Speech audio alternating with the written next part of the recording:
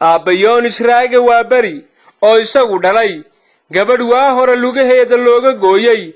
qaniinyo mas uu ku qaniinay deegaanada baadiyaha ah ee ka tirsan gobolka Awdal. Aabbahani oo aanu kula kulannay isbitaalka guud ee magaalada Boorama ayaa waxa uu sheegay in xaaladda inantiisu weli ay tahay mid aad u xun isla mar ahaantaasna la doonayo in dib isbitaalka loogu daaweeyo. Aabbayoonis Raage waa beri waxa uu sheegay in dhaqaalaha inantiisa lagu daaweynayo aanu awoodaynin isaga oo ummadda muxsiniinta ugu baaqay in la soo caawiyo gargaarna loo fidiyo. Aabbayoonis Raage waa beri oo waraysigan ina dhex marayna waxa uu dhignaa sida tan. Assalaamu calaykum waraxmatullaahi wabarakaatu. Daawadayaal waxaan ku sugannahay isbitaalka guud ee magaalada Boorama. Garabkayga waxa fadhiya Aabbayoonis Raage waa beri, halkayga dambana waxa fadhida gabadh uu dhalay aabahani. Muddo 6 bilood ayay ku jiraan isbitaalka guud ee magaalada Boorama. Gabadhani waa gabadh yara oo da'deedu ay tahay 9 jir Soomaa. gabadhaasi labadeeda lugood ayaa laga gooyay muddo 6 bilood ka hor isbitaalkan ba laga gooyay ilaa iyo hadda xaalad caafimaad darteed bay isbitaalka ugu jirtaa. bal aabahani ayaa mar labaad waxa uu doonayaa inuu bulshada Soomaaliyeed iyo dadka muxsiniinta ka codsanaya in la soo caawiyo loona gargaaro. bal maanta waxaan ugu imanay bal inuu banooga warbixiyo xaaladiisa nololeed, xaaladiisa gabadhiisa iyo guud ahaanba arrimaha guud ee ku gadaaman xaaladiisa nololeed. kusoo dhaw. Assalaamu calaykum waraxmatullaahi wabarakaatu. waxa weeyaan dhammaan wax salaamaya ummadda islaamka iyo ay dhageysanaysa iyo namada ii yimiday intaba salaan kadib warbixintayda warkaan u guda garo waxa weeye wadarkastaan daawadayaal wadarkastaan ilmaha yar intuu leeyahay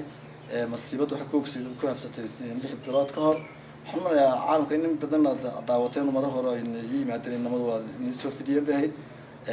waxa weeyaan waxaan haatan ku soo gaan caafimaadkii wali waa sidii uun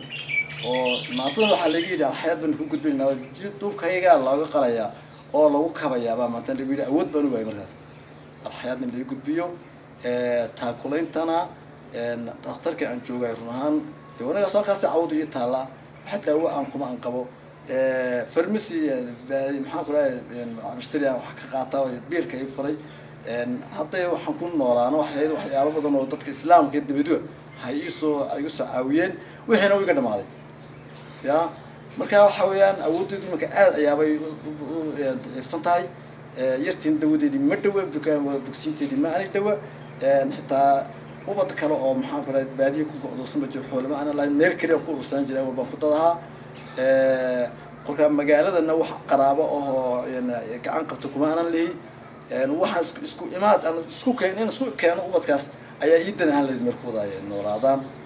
qalbi ilaahay wuxuu ku siiyo kuwina waan awoodi kari waay ya inaan meel isku keeno tanna hadii ilaahay bogsiyo baadiyi ku noqonayso ka ummadda islaamka iyo ummadda Soomaaliyeed waxaan ku codsanayaa dad kasta oo wax ugu dhaantaay inay si degdeg ah u soo caawiso. assalaamu calaykum warahmatullahi ka waran xaaladda dawo iyo dhaqaale ee gabadhaada muddada 6 bilood ay ku jirtay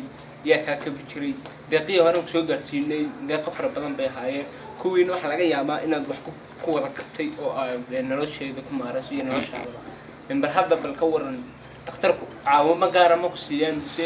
wali dhaqaale ma ka doonaan iyagu waxba igama doonaan dhaqaale igama doonaan kuwa dhakhtarku wax dhaqaale igama doonaan laakiin wixii daawo waxaan ka soo saaray farmasiyada magaalada ya wax daawo igama caawiyaan laakiin wax dhaqaale oo ay iga doonaan ma aan jirto. jiifka gabadha ka warsaday ay ku shaaxad dhakhtarka waxa lacagna laga ma qaadin sax marka dawada lacagteedan baan anu ahaa iyo wixii qofka u baahan tahay ya marka hadda waxa tiri isbitaalka guud alxayaat baa lagu gudbinaya marka wali ma xaaladeena caafimaad baska adag ya adag sax xaaladeena caafimaad baa adag marka dad baa bogsan waay dubbaan u goynaa bay yiraahdeen jirkeyga nagu goyno nagu kabo igu tiri gabadha adaanka ahay kan alxayaatna meel aad hawshidu adag tahay ka ma awoodi karayaan. marka ummadda maxaad ugu baaqaysaa mar labaad iyo mar saddexaad dar ilaahay in cidii wax awood ay ku soo kaalmayso. ummadda islaamka waxaan ugu baaqayaa inay mar labaad iyo mar saddexaad ba ana iga daalin awoodida aad buu ilaahay awood leh aad buu liidataa inaan layga daalin qof kastaba wixii dar ilaahay ay igu soo caawiyaan baan ummadda u baahan aad buu mahadsan yahay aabbe Yuunus Raage Waaberi oo isagu ku duruufaysan isbitaalka guud ee magaalada Boorama aabbahaasi daawadayaal wuxuu idinka codsaday bal qof kasta oo bani aadan ama qof kasta oo Soomaaliya ama qof kasta oo muxsina bal in wixii karaankiisa uu ku soo caawiyo aabbahani maadaama duruuftiisu ay iska adag tahay gabadhiisna aad arkaysaan weli may bogsan oo xaalad caafimaad xaggan u taala waxa aabahani sheegay in labadii ligood ee laga gooyay ee qaniyada maska awgil looga gooyay ay bogsan waayeen lana doonayo in dubkayga qaybo kamida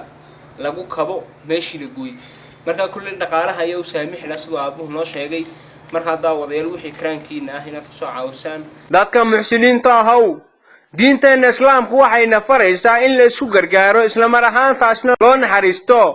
dadka masaakiinta haddaba dadka muxsiniinta fadlan ha u soo caawiyaan aabbahani wixii karaankooga iyagoo telefoonkani shaashada ku qoran kala soo xidhiidhaya waa Nuux Kadiya magaalada Boorama.